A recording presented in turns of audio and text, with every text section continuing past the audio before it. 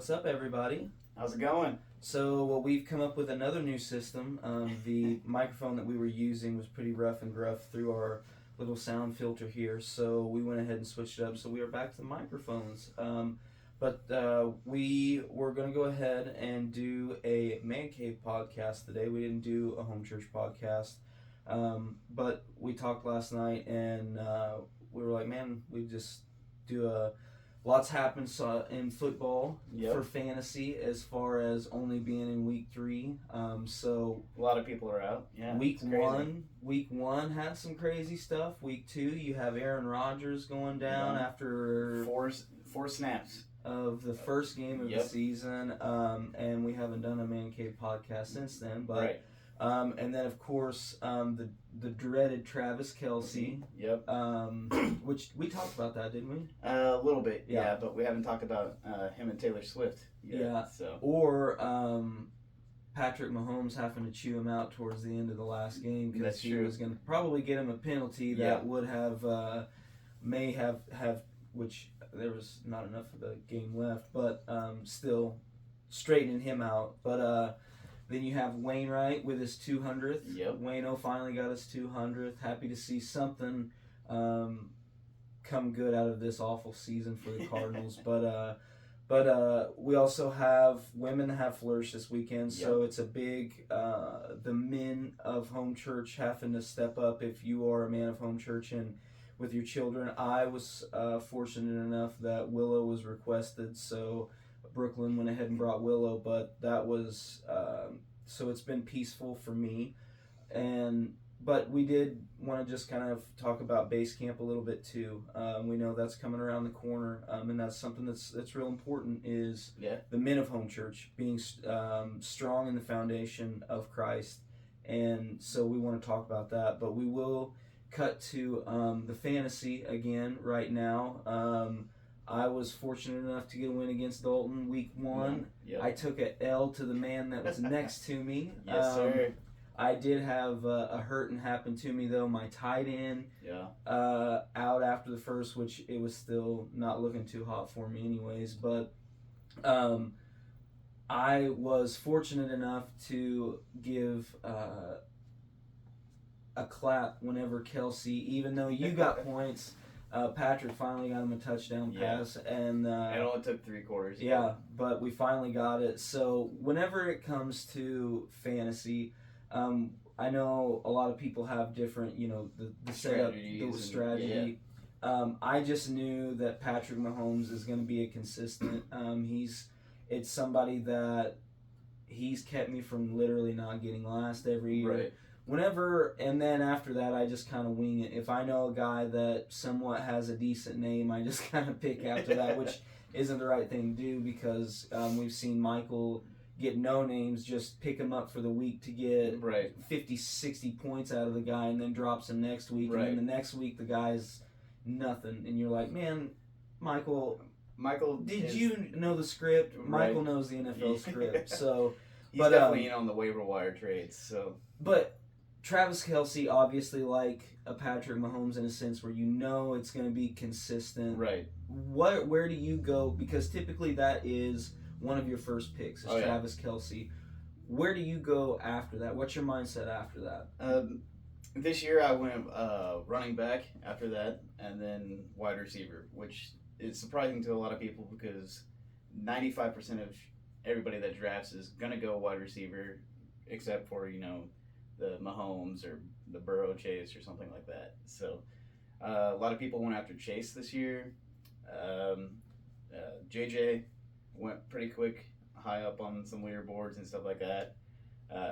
Me personally, I do a lot of research and listen to a lot of the TED Talks, if you want to call them that, of the analysis stuff. And I don't know what, like Brett or Michael or anybody else listens to, or if they even listen to anything, or if they just read a bunch of websites. But Michael did 185 waiver wire trades last season, and he's already, I think, at 50 this season. So already at 50? Yeah, he's already at 50 in week 3. So he's on a record pace this year. Yeah, he's on track to be over 500. So and so for those those of you that don't know, every year base camp has sort of a men's fantasy league, and we were short this year, Yes. so we were ushering in a new era of the women's rights, and so Corinne is part of the base camp fantasy league this year. Yes. What was whenever it comes to, as the commissioner, it comes to getting everything ready. Mm-hmm. What is it like for you? What's the process and the procedures you're going to go through? It being year 3, everything's kind of hammered in already. So it's mainly just making sure everybody wants to play again. And then we have successfully kept growing each year. So our very first year it was 10 guys. Last year it was 12. And then this year it's 14. So every year, home church, the base camp guys have been getting more and more involved, which is great. And also, we're getting to the point now to where we may have to split it in 2 leagues because your draft's going to suck, or it's going to take 4 hours to draft. And granted, we love you guys and stuff like that. Everybody loves each other, but no one wants to draft for 4 hours. So, well, and that was the thing. Not this year, but year before. Right. We were trying to make sure that Chris Presley, the timing with him, because he was overseas at the time, we were trying to get that ready, and we missed our cutoff by like 2 minutes, and they were like, nope, you got to wait till the next round of draft, and we were like, do what? So it was like midnight, 1 o'clock before we even, well, it was right around 11 o'clock when we started drafting. Yeah, it was like 1 when we left. Right. So, but that's fun, and that all stems from base camp, which is what we'll go into after that. But if we're not going to talk about the Chiefs and the Cardinals, then what are we here for? Right. So we'll talk about the Chiefs. The Chiefs are now 1-1. Yeah. And we have Chris Jones that we talked about the last time. Yeah.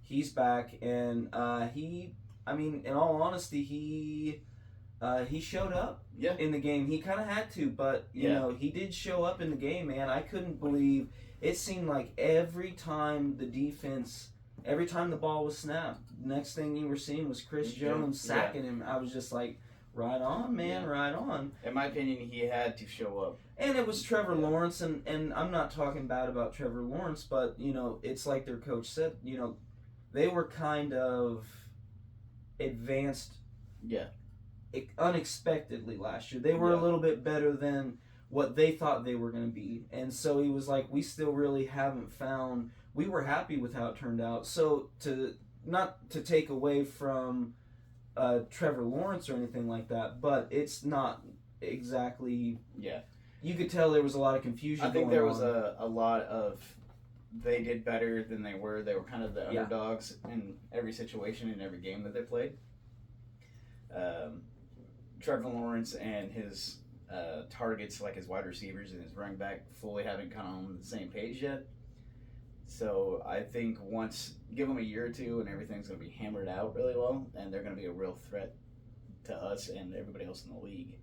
So it's cool seeing the next 10 years of football are going to be phenomenal with Trevor Lawrence, Mahomes, Burrow, Josh Allen, even Lamar and some of the older guys. So, granted, I don't know how old Lamar is, but I think he's on the older end of everybody. I was watching, so I really like the Joe Rogan podcast, and there's this guy on there, I can't ever remember his name, but he does interviews and podcasts and stuff, and he's very well dressed. He's kind of, I want to say he's like Indian, but he looks, I mean, he's always nice dressed and everything.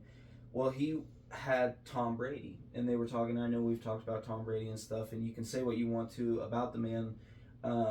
He took pay cuts to make sure that he had a team, and that's what you have to. But anyways, he was talking on stage about friends, and he was like, the only friends I had were on my team. I couldn't have friends. He goes, I love Peyton Manning. He goes, me and Peyton Manning are really good friends. And he goes, my whole football career, we had dinner twice.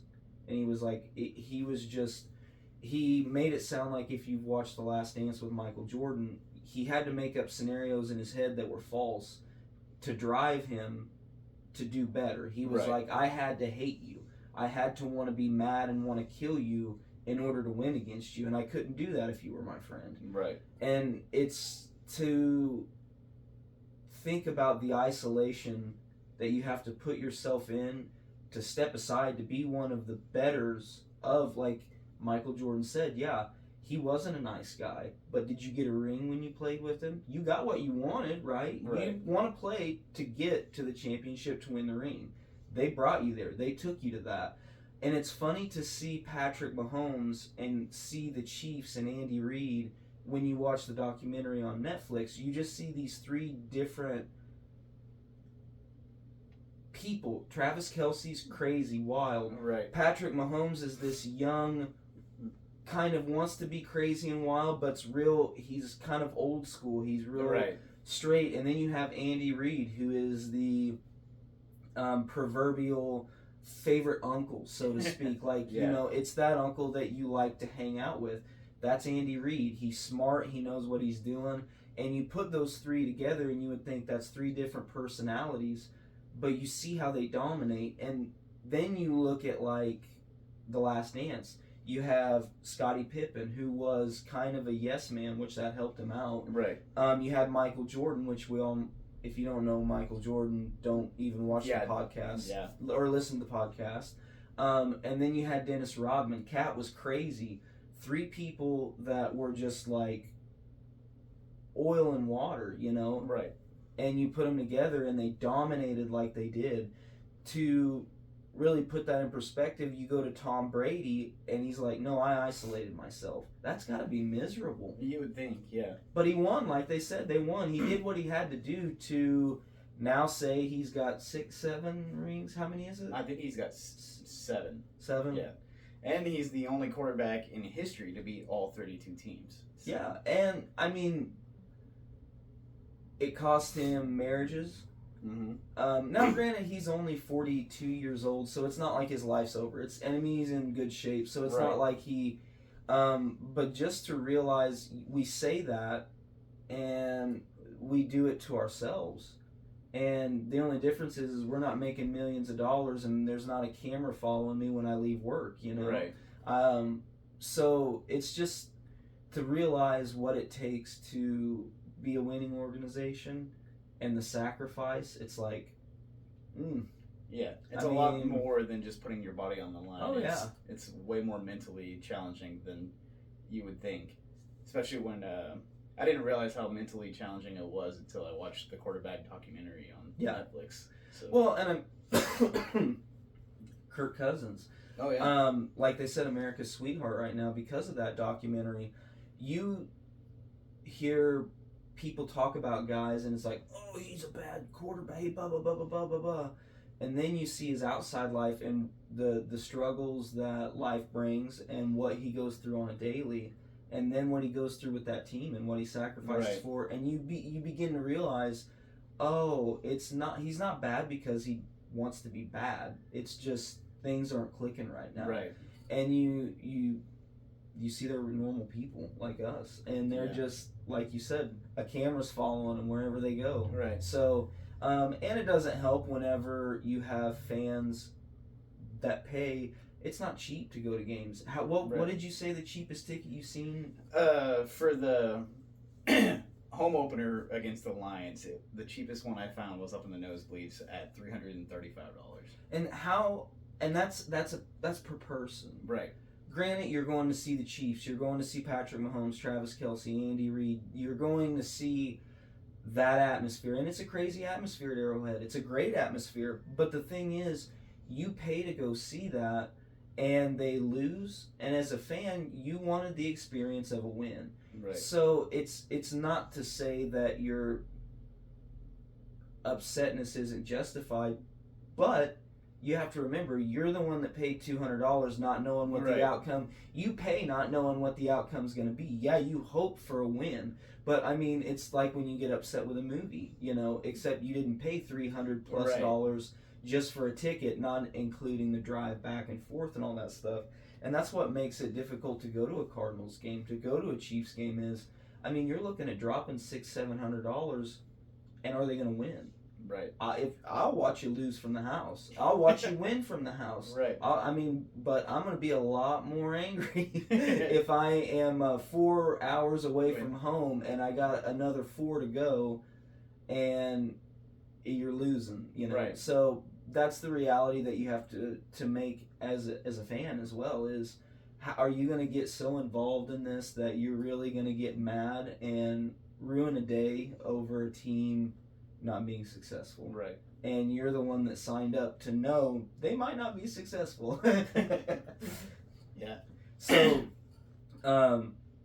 we'll kind of trail into the base camp and the men's side of things, just because it's easy to sit here and, you know, why didn't Patrick make that pass? And here we are on the couch, you know, in our t-shirt, shorts, and socks, yelling at him while they're got millions of people yelling at him, you know, or not millions, but I mean millions of people watching him, maybe not yelling at them, but so it can get very you can get very judgmental and man, that guy's not good at all, and but you don't know what life's like, so we'll go into the debate, but it is still fun to talk sports, and it's fun to talk, you know, situations and look at past teams and stuff like that. But we'll kind of, like I said, travel towards the more of the men's and the base camp side of things.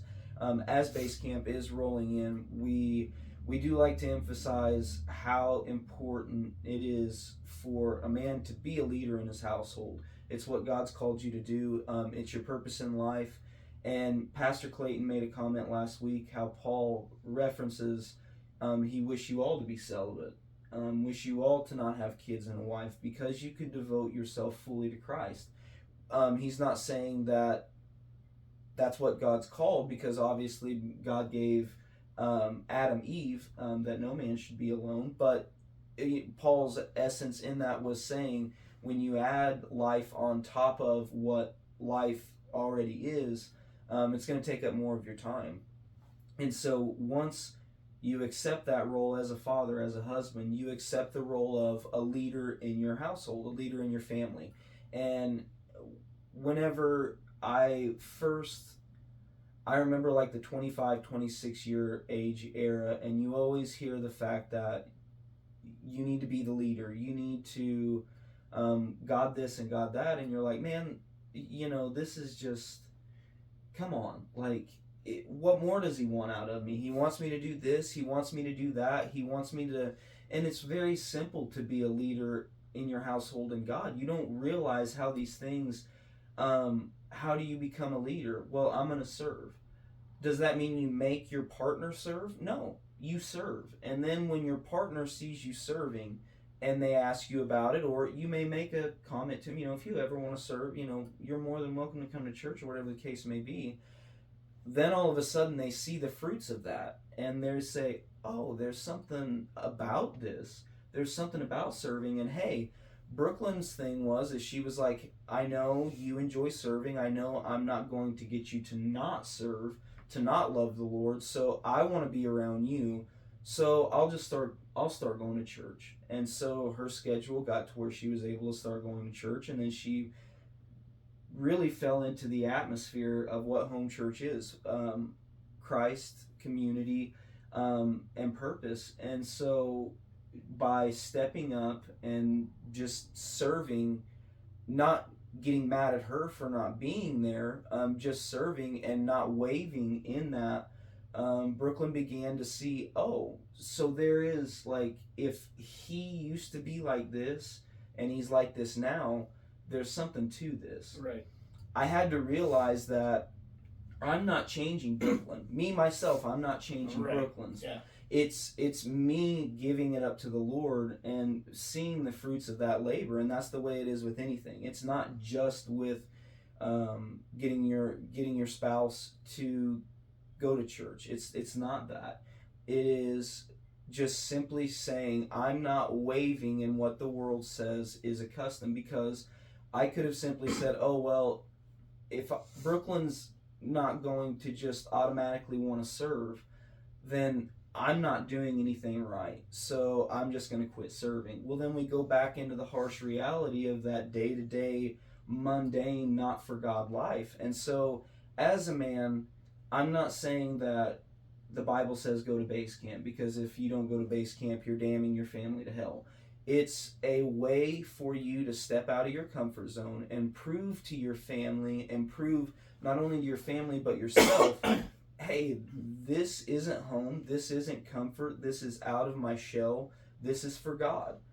And if I just so happen to get something out of my sacrifice and my time, out of this whole situation, that's just a bonus.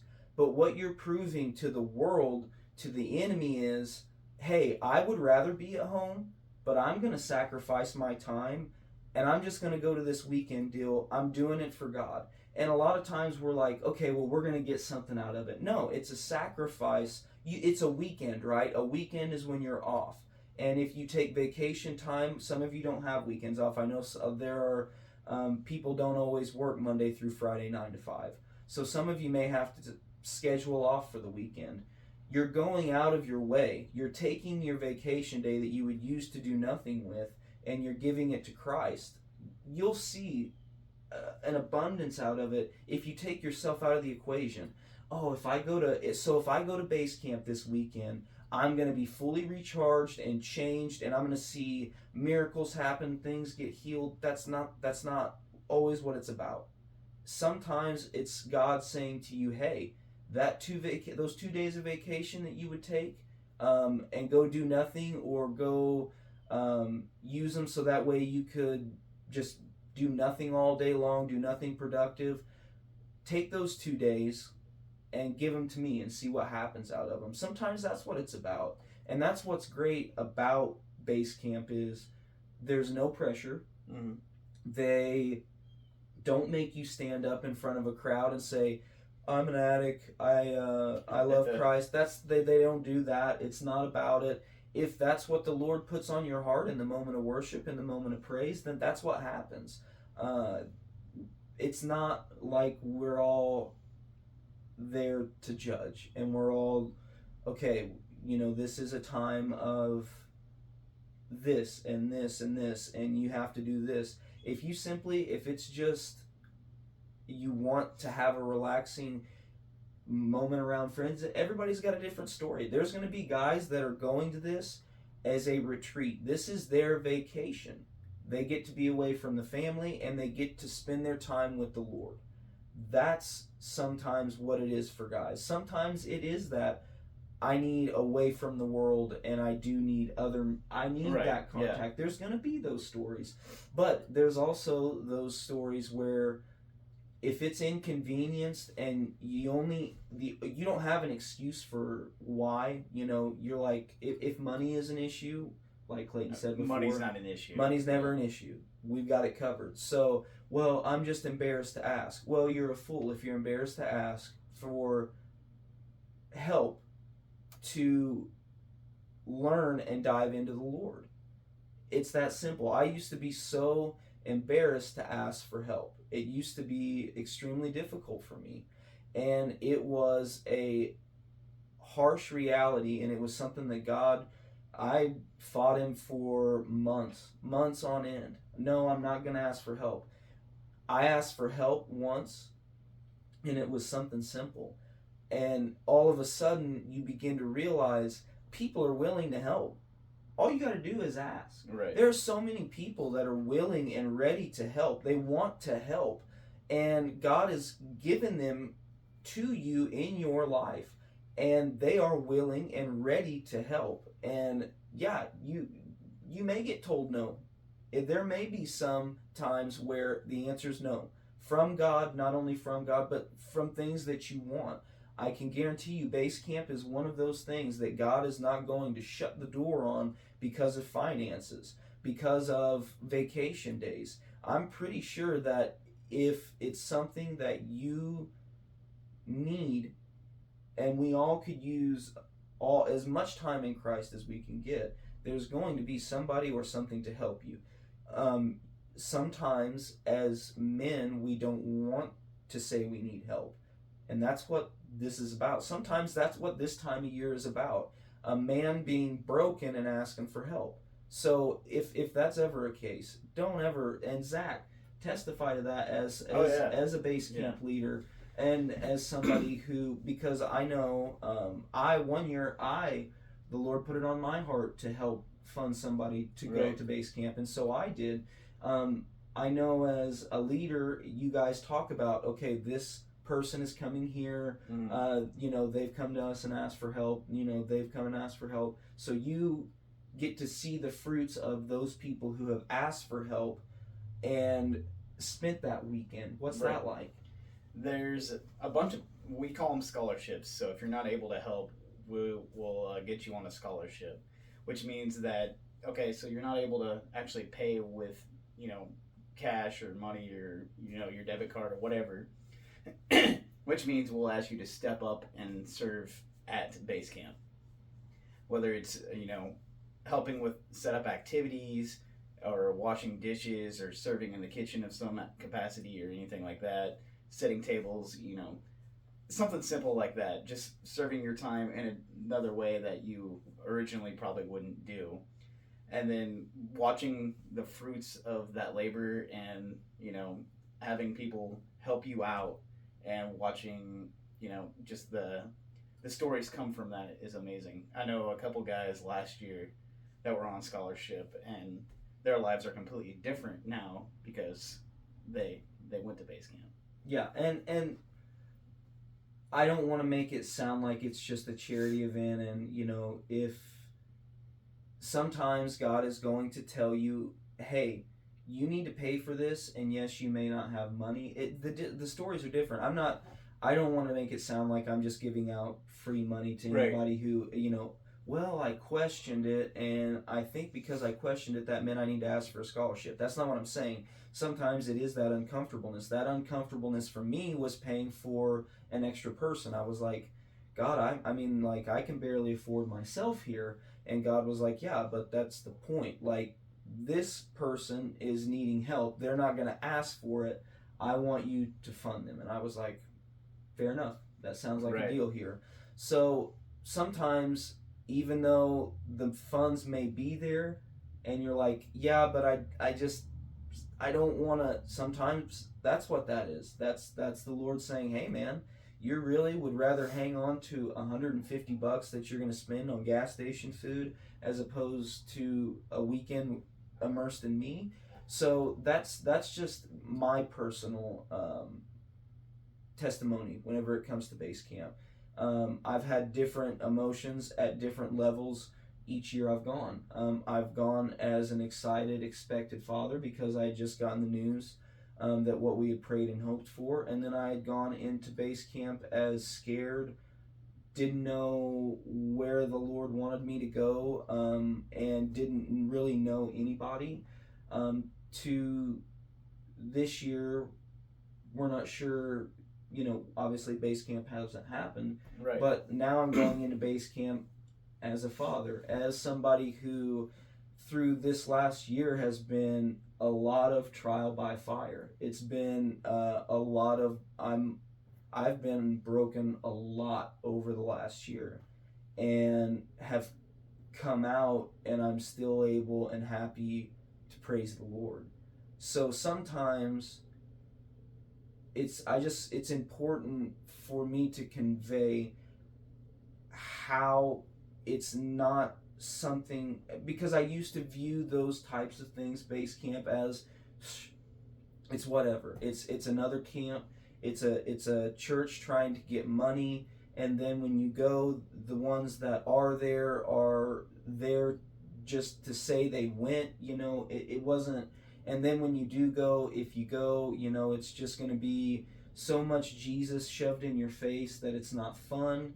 And it's not that way at all. It's all about sacrifice. It's all about understanding that, yes, it may be uncomfortable. You may not know guys there, but there's somebody there that you do know, and it's Jesus. And when you can let go of needing to be close to somebody that you know, and realizing that you're a part you're away from everybody. You're away from what is comfortable. But you can still be comfortable because that one constant is always there. And that was my favorite part, was realizing that the first year I went to base camp.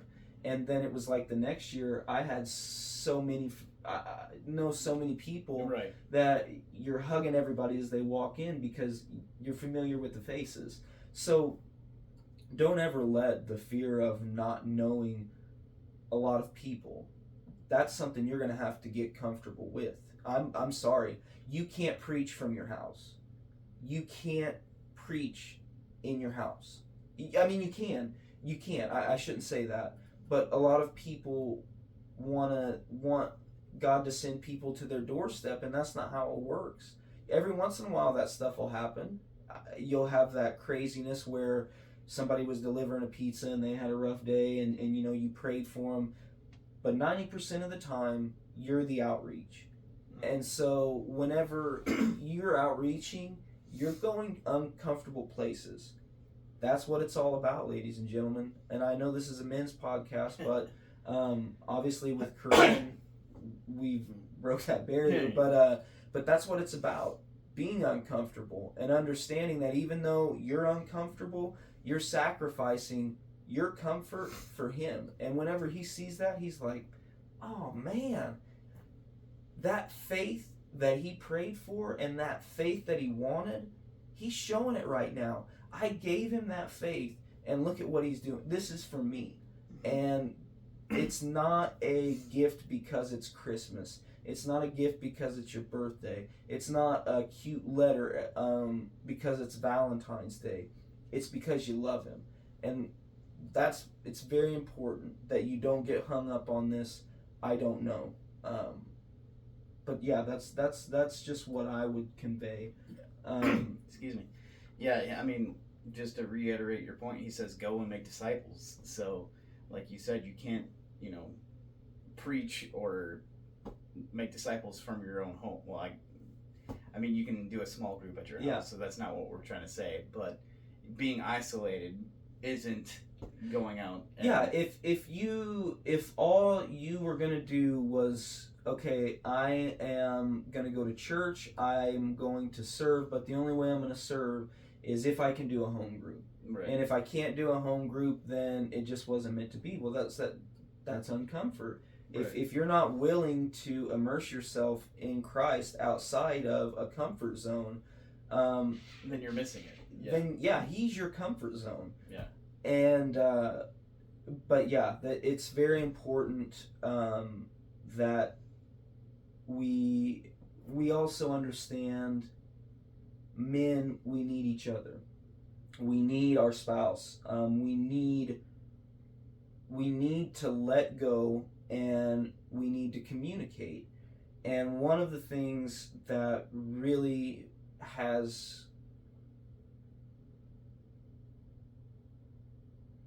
been revealed to me over this last year is my communication, how awful it is, and how situations could be handled smooth and a lot better if I would just say how I felt, because for many years I've been a people pleaser, a yes man, and so if something was hurting my feelings, if something was making me feel bad, if something was upsetting me, and it was something that could simply be solved by saying, hey, XYZ, oh man, I didn't know that, here, yeah, blah blah blah blah blah, I let it get to the point to where I break, and whenever I break, then it kind of goes falls down the line. Yeah.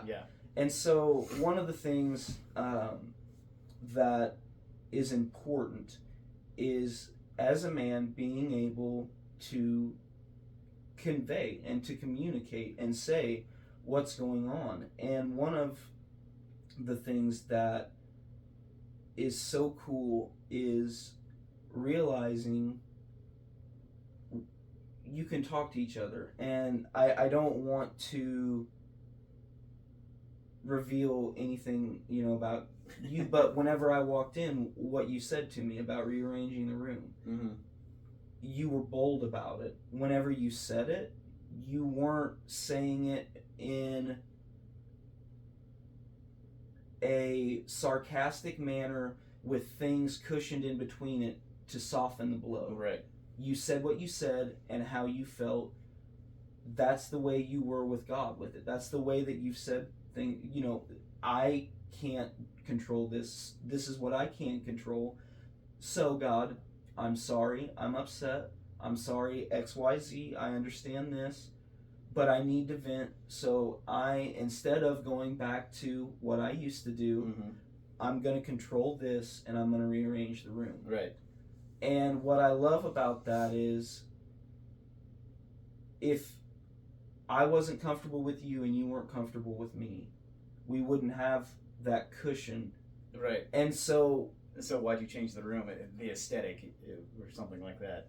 So I'll go ahead and say it. The reason why I switched the man cave around, so why it looks a little different this week versus a couple weeks ago, is that lately I've been feeling kind of hopeless. We've been praying for over the last year that I would find a new job and get off a second shift. We've been praying for to have kids since Caitlin and I got together.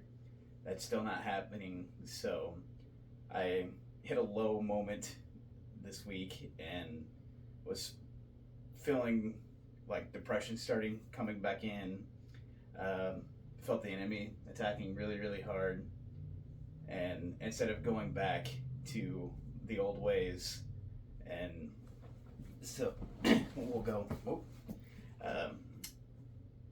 This past year for me has been breaking chains. Yeah. So a lot of breaking this year too. So a group of guys from base camp last year got together and talked and stuff like that. And now we have a group feed and text and stuff like that. So a lot of us are overcoming porn addiction this year. A lot of chains broke that way. Relationships, marriages and stuff like that are stronger this year because of that.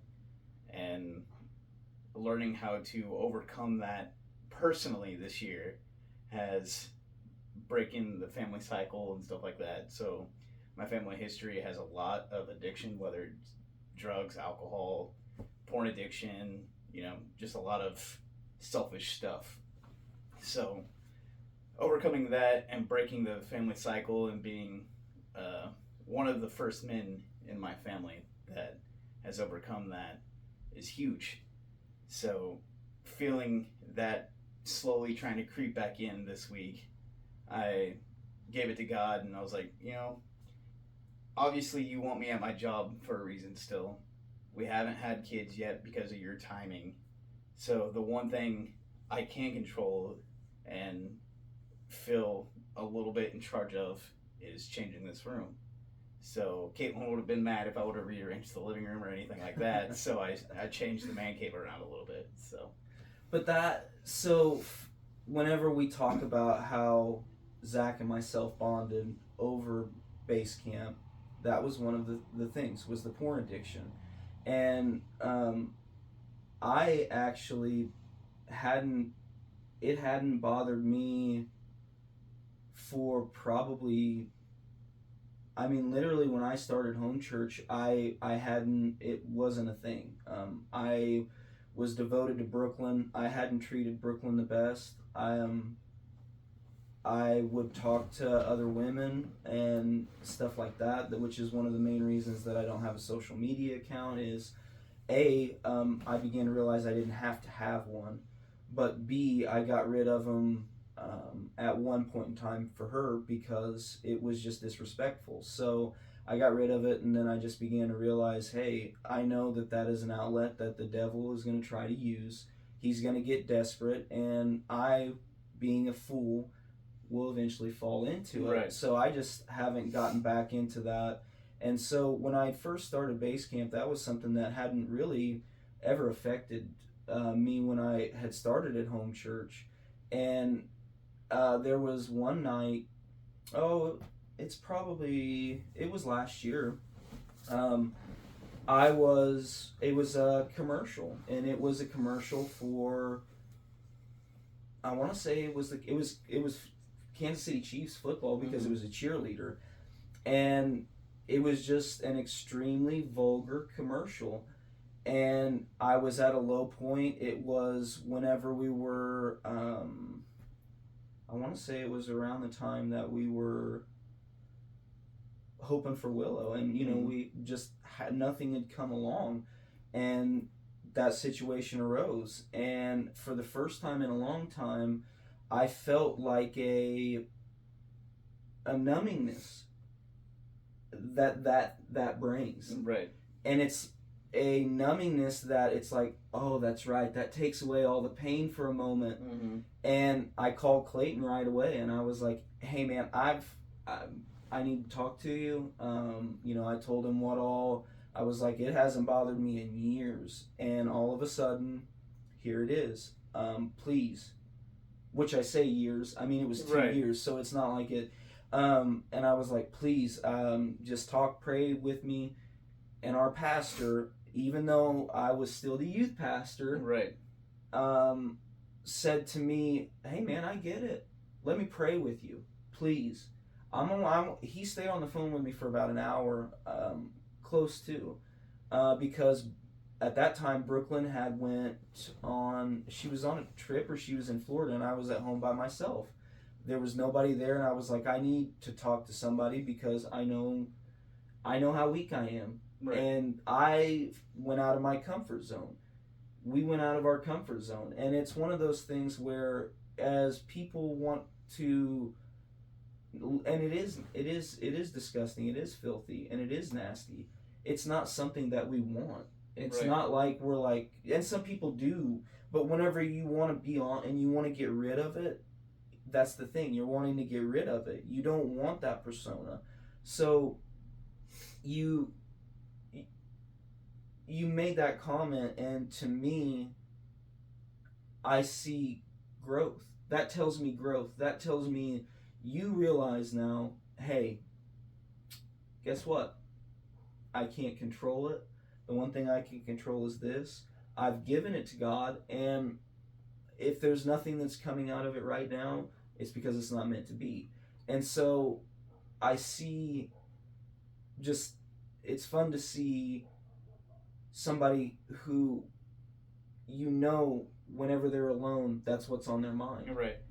It's pain, it's hurt, and it's sorrow, and it's you want to give them what all it is. Hey, right. here's a baby, here's a first shift job, and you realize that it's something that you have to go through, just like I went through a year of just trial by fire. That's what it takes. Is, yeah, it can end in 4 months. It can end that week, if you give it up. But that's what you have to do. And sometimes we're not going to give it up.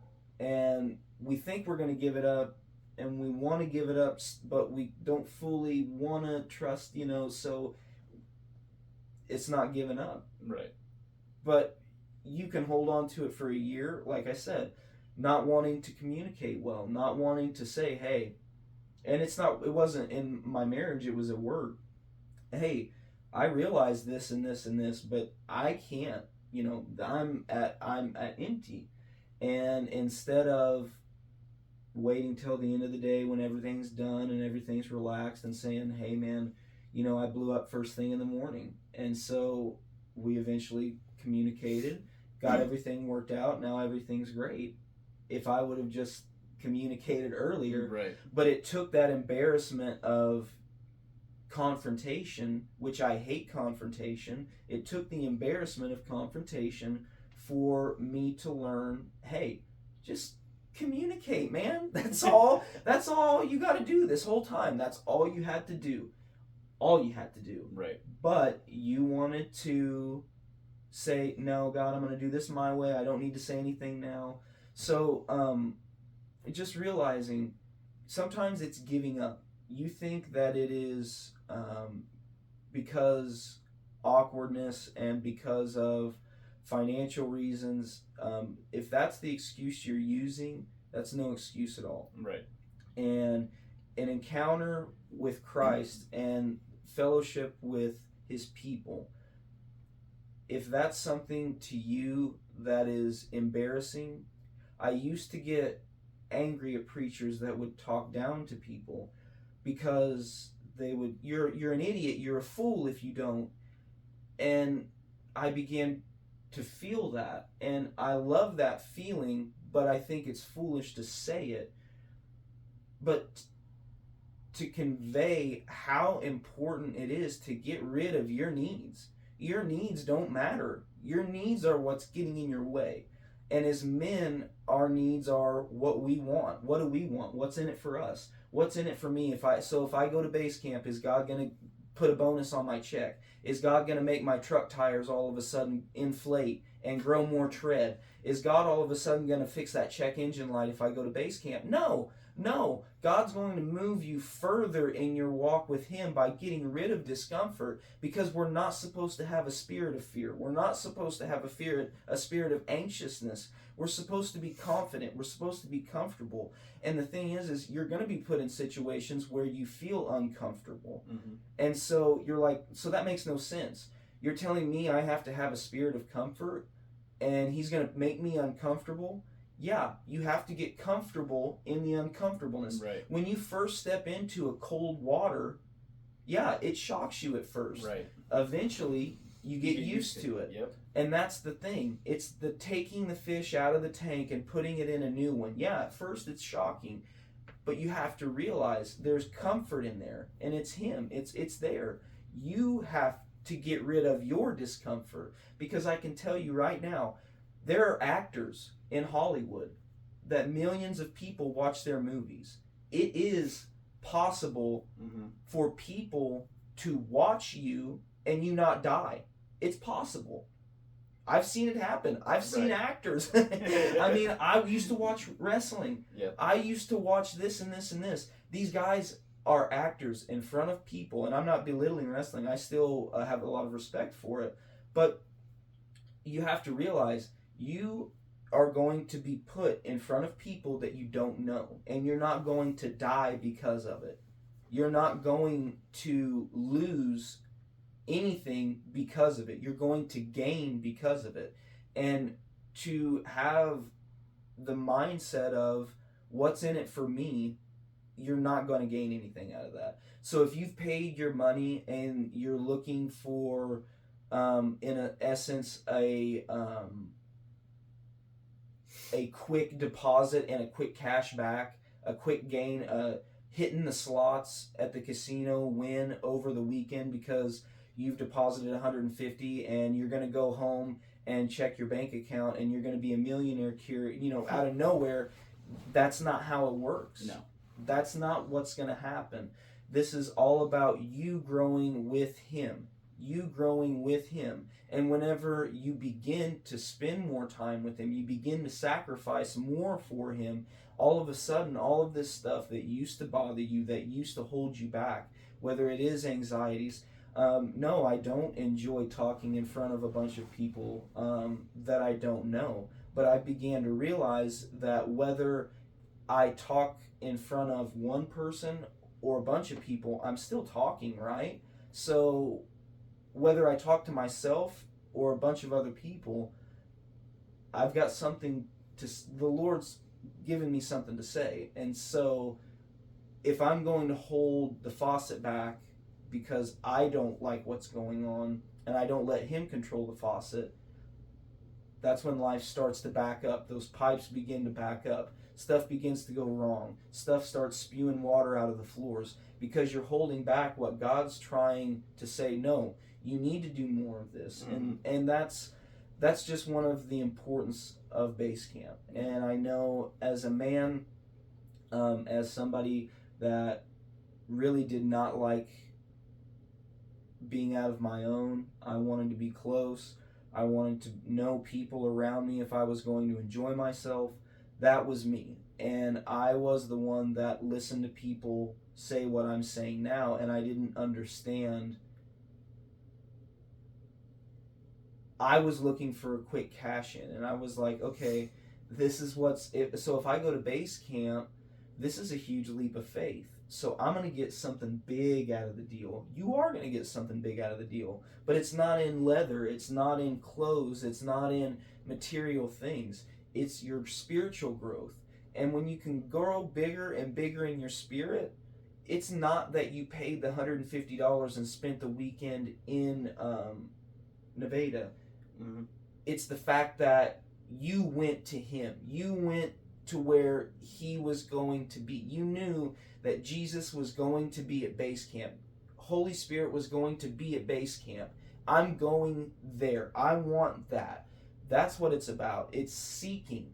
And a lot of people were like, oh, it would be so cool to see Jesus talk back in the day. I would have walked to Branson to see that. Okay, well then drive to Nevada and see him. Go see him. Go see the Spirit work. You can still see it happen. Trust me. I see it all the time at base camp. I see it all the time at home church. I see it whenever I walked in here. I just told you about the confidence that Zach's gained. Christ has told him, hey, you used to be scared. You used to be afraid of that. Now you're fed up with it. You're done with it. And you've come to me and you've told me, I'm upset. I'm upset because X, Y, and Z. Things aren't going my way right now. I'm not done with you. I'm just letting you know I need to compress. Oh, Zach's telling God what he's going to do. But here's the thing. If Zach just held that in his mind and didn't say anything, he would have went back to his old ways. He was verbal about it. That communication with God, that in his mind, he said to himself, to God. It wasn't just a quick witty comment to God, yeah, I'm done with this. It was a, sit down, God, I've got something I need to tell you. And a lot of people are like, how dare you say that you have that's what he wants. That's what he wants. He wants to talk to you. He wants communication. And you think, well, I thought it in my head. Well, that's my point. It's easy to think in your head. It's easy for me to sit here and think I could shoot a three-pointer. Oh, sitting on the couch, all 230 pounds of you that's non-athletic is just going to go shoot and make a swish, a three-pointer. I thought that in my head, that it was easy, because in my mind, yeah, I know my arm strength is strong enough to get it there, but are you willing to go forth with it? And whenever you are in the position of, I'm burnt out, are you willing to go to God and say that? Or in your mind, are you going to say, no, I need to toughen myself up, because I'm not. That's quit it. That's why you're going to keep falling. That's why you're going to keep going back down. You're not going to stand up. You know why? Because you're not meant to hold yourself up anyways. He's there holding you, but you keep telling him you don't want him. Don't hold me. I need to change myself. No, you need to let him take over. That's what you need to do. And that's when the fruits start coming. That's whenever the harvest that you've been going through. That's when all of this cutting that you've been going through. You're seeing the fruits of it. And sometimes it's not in physical things. Sometimes it's in those moments of, all right, God, I understand it now. I get it. I got those gifts way before I got Willow. I got those gifts way before I got the home that I've been praying for. I got those gifts of patience and understanding and learning over years of pain, over nights of crying because I couldn't control it. But I wouldn't say to God I couldn't control it. I was crying not out to God. I was crying because God, just let me cry this out, and I'm going to be tough when I'm done crying. I just need to cry. And then I would go back to tough dude again. I never sat that gap of crying and going back to myself. I never went back to God with what I was crying for. I just stayed where I was at. And you have to get to the point where when you get done crying, the first one you go to is your Father. Don't go back to being tough guy. Don't go back to, all right, I got this. Don't slick your hair back again and take a shower and get better. No, when you get done, that communication after that pain and after that hurt, directly after it, you can cry. You can get frustrated. You can get mad. Even Jesus got mad. He flipped tables. So And he had a justful reason to be mad. And I'm not saying we always have a justful reason. We aren't righteous enough to be mad at God, right? But he allows us that. He allows us the grieving process. Jesus cried because he seen his friends hurt. It hurt him. He knew he could bring Lazarus back. He knew Lazarus was going to come back. My boy knew the moment he said his name he was going to get back. It hurt him that they didn't trust him that much. They didn't trust Jesus enough that Lazarus was going to come back. They were crying because Lazarus was gone. They were never going to get to see Lazarus again. It hurt him, but it also hurt him because he knew that they thought he was gone. It grieved him. When he seen their heart, it grieved him. There's times where Christ was on a boat, and the disciples, they were to go to a remote location. Jesus had just sent the 12 out, and they come back with all this knowledge, and they're wore out, and they're like, man, we just need to eat and rest. And Jesus is like, all right. They get on a boat, and these people automatically know it's Jesus, and they're running across the shore. They're following the boat from the shoreline and waiting to find where Jesus is going to dock. And it says Jesus had compassion for them. He felt for them. And so, to reiterate emotion, God, no, you're not worthy of being mad at him. But he understands we're flesh, we're bone. We need that time to cry. But when you get done crying, don't go back to tough guy all of a sudden. Don't go back to being, I'm going to fix it. You need to go straight to the Father. And then wherever that moment ends, whenever you're done, instead of going back to the old way, you've got a reorganized nice room. And what is there to be mad about that? All of a sudden you've got a nice reorganized room and your spirit's uplifted because you've overcome. You didn't go back. And that's nothing that you've done. It's because you went to God in the midst of all that pain. You didn't go back to being tough guy. You went to God. And you can be mad, you can be sad, you can cry, you can let emotions go. I do it all the time. And you can say that's right or wrong. I really don't care what you say, because at the end of the day, whenever it's done, I go to God. Mm-hmm. I don't go back to being tough guy like I used to. And I've seen the fruits of that labor. I've seen the fruits of what God's done in my life through that. And it's not braggadocious, but it is braggadocious on what God can do. And I'm not saying I'm perfect at all. But if you knew me 3 years ago, you wouldn't want I say 3 years ago. It's I've almost been in home church for 3 or 4 years ago. I wouldn't. I would be dogging the Cardinals. I would be talking trash. I wouldn't have empathy for anything. I didn't care about the Lord. I cared about myself. So to me, I know what I am now from what I used to be, and I love this me. And so I may not be perfect, but I love this me so much more than I do the old me. And I love it's God. It's not because I went to the gym. It's not because I slept the hours that I was supposed to sleep. I kept the diet I was supposed to keep. It's not because of me. It was because I gave it to Him. So that's that I think that's just important for men to know. And whether you listen to this and you heed it, I hope you do, because it's very important to understand sacrifice sometimes isn't you carrying more weight, it's you letting go. Mm-hmm. You giving up, you stopping, you realizing you need help. Yes, instead of enjoying hunting time, instead of enjoying fishing time, instead of enjoying this, you sacrifice what? Time with the Father. He's not asking you to sacrifice, and sometimes you will build a house. Sometimes you will help with wood floors. Sometimes you will put a cabinet in. Mm-hmm. And while you're putting that cabinet in, you're talking about God.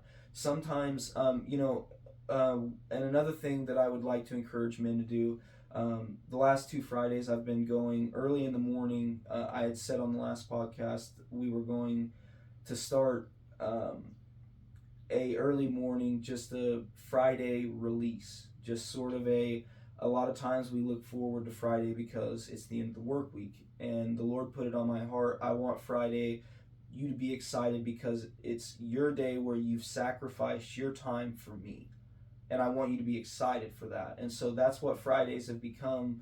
And I know it's only two of them, but Clayton, again, just a huge shout out for 90% of that time is me venting and Clayton really talking to me and helping me learn and grow.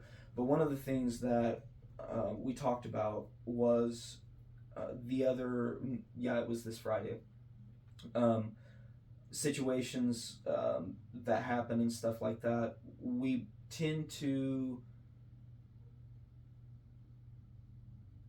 one of the things that we like to do is, how do I see myself here in the future? Mm-hmm. So, okay, God's put me here. How in the future do I see myself here? I don't see myself fitting in here. And that was one of the things that spoke to me. Is the first thing I jumped to is, what does God have me here for? Right, mm-hmm. Am I here for the long haul? Am I here? And he said, Nathan, one thing that you have to understand about your job is you work for God. You don't work for James Automotive. And he said that, and it took me 4 steps back and 50 forward, because I realized something. I work at James Automotive at these set hours, but I work for God because I asked God years ago to put me. I want to walk whatever path you've put me on, and so I communicate well with people, and I also have a very tender heart, and so it's been very difficult to deal with mean people, but wanting to help them, and so I began to look at the automotive side of it, the earthly side of it. I began to worry about people in their vehicles. I began to worry about financial situations, not my own, but just, can these people afford this? Is this truck going to get towed? Is somebody going to come steal this tonight? Thoughts I had never had before. And I was worried about work and worried about this and non-communication at work. And I began to realize God took me away from a job that I put myself in to put me in a position of being up front, and I wanted to minister to people. I talk to people face to face daily. God is like, how do I give you more? I don't know what, how do I, yes, it's not the perfect situation, but you are literally what you wanted. You wanted to minister to people. You wanted, when people were having bad days, their bad day is a broke car.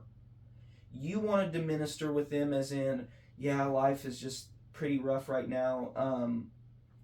Our recording device died. So, but we've still got this. Yep.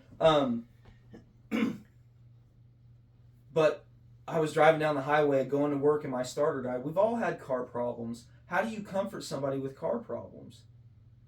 Christ. And so I learned in that moment, like I said, that slapped me so hard I took 4 steps back, but 50 forward. It was a realization. I work for God. And if James Automotive just so happens to go out of business, I work for God. So, and I'm not saying I'm not saying it's a financial situation at work at all. I'm just saying, if I were to get fired, or if James Automotive were to grow and we have 7 more locations and I'm a manager, whatever the case may be, wherever I'm put at, God, I work for him. So if he's still got me communicating with people who are having issues, then that's what I'm going to do. If God sees it fit that I help teach somewhere, whatever the case may be, if I'm to be a manager and help train for the pain that I've gone through up front with our growing locations, then that's what God's going to have me do. But what I've got to do is learn. And that process is there are mean people and there are nice people. When you judge by how they look, you're not going to know right away. And that's one thing over this last year has just been trial by fire. But until I realized that I'm not working for X, Y, and Z. I'm not working, I'm not a service rep. I mean, that may be the title that industry gives me is, or not a service rep, a service advisor. That may be the title that industry gives me, but God gave me a different title. I work for God. And so if he sees it fit that I'm here right now, then I've got to make the most out of that situation. And if I really want to blame mean people for not liking my job, God's like, but you don't understand. You wholeheartedly, and I want to do what God has called me to do. And he's like, but right now you're getting in the worldly title of things. You're looking at worldly view of things instead of being the one who's comforting them whenever, their alternator's bad. And man, that's $800. I don't know their financial situation. They may have thousands saved up. Their hearts are more broken from this situation. How do you comfort them? Hey, ma'am, I just want to let you know everything's fine. We've got you taken care of, blah, blah, blah, blah, blah. Lifting them up. And that's what I've been called to do. That's what God's got me doing.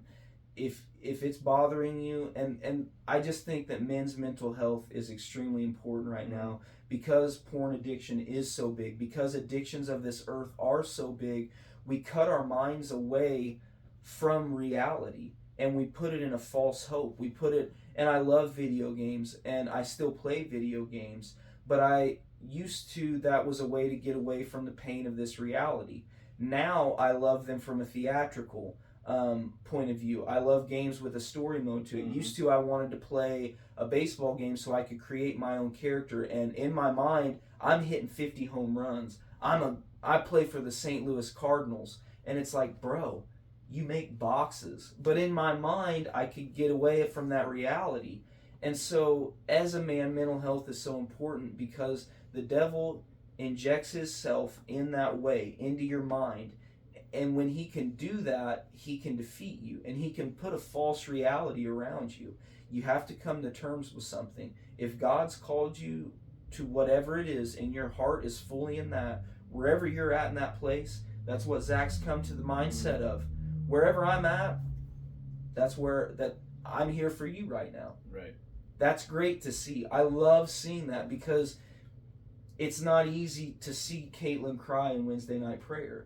It's not easy to see your buddy hurt. You don't want them to have to go up front for prayer. But it's great to see because they're letting go of uncomfortableness. They're letting go of that, oh, this is going to be awkward. Oh, this is weird.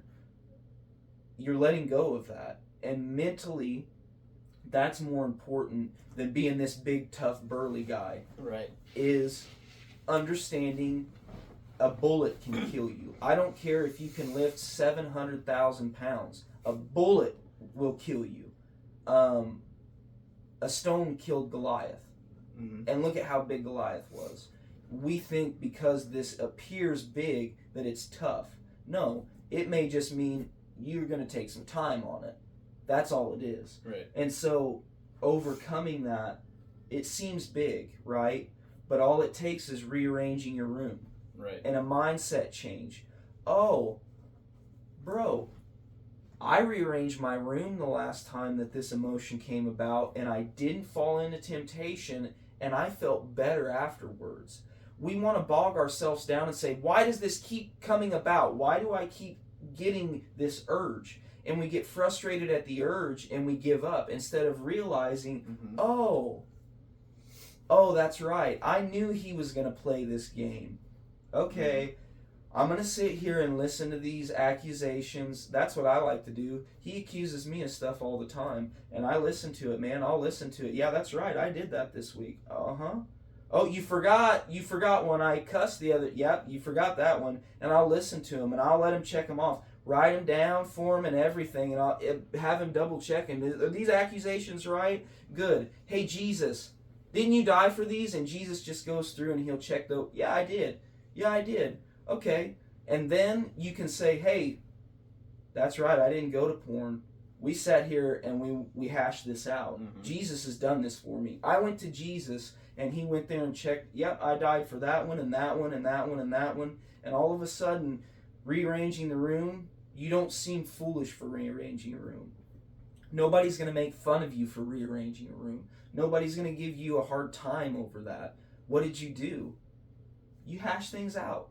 You sat down with God. You sat down and you said, hey, look, I can't. I'm done. I'm done with it. It's bothering me. It's keeping me up. I'm getting ready to quit. And it's God's like, all right, I can work with this. Mm-hmm. I wish you would have said that 7 weeks ago before we got to this point, Right. you know. But we can work with this now. Right. Won't you go ahead and rearrange your room like you said you were going to, and I'll go ahead and I'll inject myself into that time of peace. I'm gonna bring a peace upon you. And Zach goes, man, he was like, it just Say less. Yeah.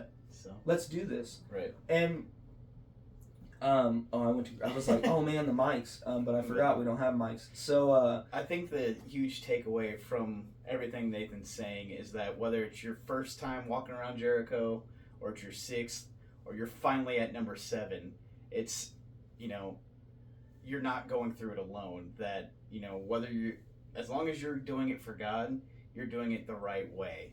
So whether you're, you know, battling an addiction or battling, you know, depression or some anxiety or whatever it may be, that the whole reason why base camp was started, well, they started it a long time ago, but the whole reason why we brought it back to home church is for that community and 100% to get closer to God. So if we don't have God, what are we doing? And then B, for that community to know that no matter what you're walking through, you're not going through it alone, and that you have brothers in arms that are going to come together and fight with you. So no matter how many times you fall, you're always going to fall. The fall doesn't hurt. It's when you hit that hurts. So whether you have that community and that group of brothers that are going to be there to catch you so you never hit is what it's all about. Have those friends that are always going to catch you. And get rid of the mentality of, yeah, I fell, but I'm going to be all right. I'll brush myself up. I'll brush myself off. I'm fine. Mm-hmm. No, you're not fine. The fall is always awkward. It's getting up and overcoming and being, all right, let's do better. Let's grow is what it's all about. And to, like, if you are in a situation where that's not the case and you're like, no, that I have done that and I have been judged for it, those aren't Christians. And you're like, no, why would you say that? They're not Christians. Christ never, ever, ever condemned the lady when he drew in the line in the sand. He said, nor neither do I condemn you. Go and sin no more. So the fact that you have to be condemned to be forgiven is foolish because you've already been forgiven. So if you're in that atmosphere of condemnation and people are mocking you and making fun of you for whatever that is, and you can't go to them, you're like, no, and there may be those cases. I mean, everybody always says there's no way out, but there is. There's always a light at the end of the tunnel. If there is a situation that you're in and you're like, man, these group of friends you don't understand, then it's the wrong group of friends. Mm-hmm. I'm sorry, that may be painful, that may be a smack to the face, but the harsh reality is those aren't the right friends for you then. And that's what makes home church so fun, is you would think, you're like, oh no, it's just a bunch of church goers. It's just those church people, right? You know, the snooty church people. No, it's not. Mm-hmm. There's not a single snooty person. And if that is the atmosphere that you're in, it's like I said, you're in the wrong atmosphere. Mm-hmm. If you can't go next to the person next to you and tell them an issue without them judging you, then that's unfortunate. And I've And like Pastor Rick said, and even Pastor Clayton, if you ever feel judged, we'll make that person leave, and you'll take their seat. So it's something we don't put up with at home church. And so that's just I think it's very important. Like I said, mental health awareness, I think it became a fad, and I think that's scary because it became cool to have mental health. Oh, you've got mental health, it's all right. And it's like there's a difference in using that as an excuse and having mental health, because whenever you're mentally getting attacked, it's because 9 times out of 10 you have an addiction. And if you have an addiction, it's an opening in which the enemy can easily slip into. And the enemy can use whatever addiction you have as a crutch, as a comfort zone, as a whatever it is. And then he does a real good job about making that situation opposite of whatever. So let's say you need Christ. Well, he makes you think that there's no way these people are going to forgive you. And the sad reality is there are some churches that do judge like that, and it is sad to see that. But that's the thing about mental illness, is if the enemy can get in your mind, then he can ruin just a major part of your life.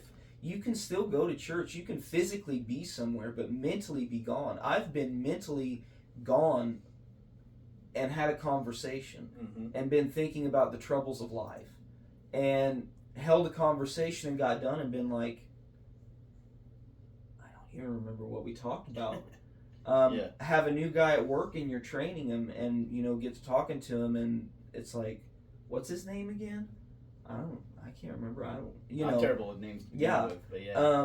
But that's the thing is as men, if you begin to go by what the world says, be tough, brush the dirt, get that dirt off, you'll be all right, put your helmet back on, go out there, take another hit. What's that? You've got a concussion? Go make money. You've still got, no, man, sometimes it takes that part being broken off and being taken aside and rested. People want to be ready for this. They want to go out and they want to do this. They want this blessing in their life, or they want to, hey, I've just been healed. I want to start, a home, something, to do with a small group, a lead group, something that I want to be a leader in this and this and this. And God's like, no, you need to rest, and then you get mad because you're not advancing. And it's like God's telling you, no, you need to rest. And then God will say, okay, he'll open the door to the hospital room and say, if that's what you want, go for it. And then you end up right back in the hospital again. And it's like, what's going on here? Why does this keep going on? Well, you let yourself heal for a minute. Learn from this. What did you get out of this? If you didn't learn from the wound, you're going to keep getting wounded in the same way. And then you get burnt out because it's a repeat cycle. And that's what I was saying. It's great that you ended that repeat cycle. And so it's not light to say mental health. But at the same time, it also became a fad, and that was kind of upsetting, because it's like, no, I know what it's like to eat yourself up at night, and literally it's that selfishness. And so if you can let go, if you can sacrifice, and you can give up yourself for a weekend, it's amazing. You're not going to see a brand new Porsche in the driveway when you come home. You're not going to see the shingles on the house that were messed up fixed. It doesn't work like that all the time. And I say all the time because there are those times where it happens and you're like, oh, their faith was better than somebody else. Sometimes it just works out that way. So giving that time is very important. And the importance of realizing that it's not like he's asking you to go away like Chris overseas to serve. He's asking you to go to Eldoret, 2.5 hour. How far is the drive? About an hour and a half. Hour and a half. Yeah. So,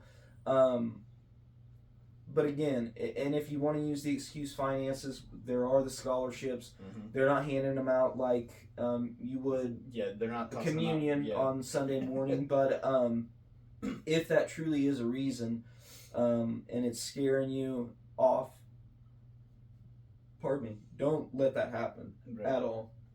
All right, I don't want to. I'll get away from my soapbox of mental health and the importance of being a man, because I know that it'll probably spring up over another podcast, because base camp isn't quite here yet, but it is around the corner. 5 weeks, so there's still plenty of time to sign up for those of you that haven't. And Flourish again was this weekend, so a lot of the guys are flying solo this weekend. So I know, like you said, you don't have Willow. Yep. It was requested that she was there, but Leonard does have Tate this weekend, so I know last night Tate was struggling to go to sleep. He woke up at 1:30, and I don't know what time he finally went back to sleep, but Leonard's feeling the struggle of being a dad this weekend, so we'll be praying for him and all that fun stuff as well. So, well, again, everybody, we thank you for watching, listening. Before too long, we will have a guest on the Home Church podcast, we promise. Had a few things kind of fall through that, which I was last minute on them anyways, but it's still that end of summer vibe where people are still taking kids going back to schools, you know, getting used to the flow of things like that. So we do actually have a couple people lined up coming up, but it just hasn't fully clicked into place yet, and with work being a little crazy and stuff like that, I've let stuff slip, unfortunately. But well, and this is not to say that we don't care about this podcast. It was just a branch off of the Home Church, and with Home Church, I don't want to come on. We got a little bit more spiritual today than just sports, but I also wanted to hearken on the importance of men, and with it being, more based towards the men's side of things with the sports and stuff like that. Just hearken on the importance of base camp. But I don't like to flood the Home Church podcast with nonsense as much as I can, because we gave that to the Lord. We said, hey, we're, as far as people, we're not going to go out and we don't want to. There will be some people that will ask. I feel like the Lord hasn't really led us to really. What's the word I want to use here? Track down and really just keep bugging, to give their testimony yet. But again, if you feel necessary, and if you want to join the Man Cave podcast and come in and talk sports, fantasy, you don't have to you don't have to be a man. We've kind of let the floodgates open on that. So we will, we're kind of accepting of anybody, but we will talk to you guys later, I guess. Yeah. So, like always, thanks for watching. We love you guys. Thank you again for this platform that is continuing to grow, and we appreciate every single one of you guys that have liked, commented, subscribed to anything that we have going on, and we just thank you and the Lord for this platform. And I'm going to go that way my dogs don't drive us insane, so they're wanting to go outside. So thank you guys. Stay blessed. We love you, and we will see you at church tomorrow. Peace.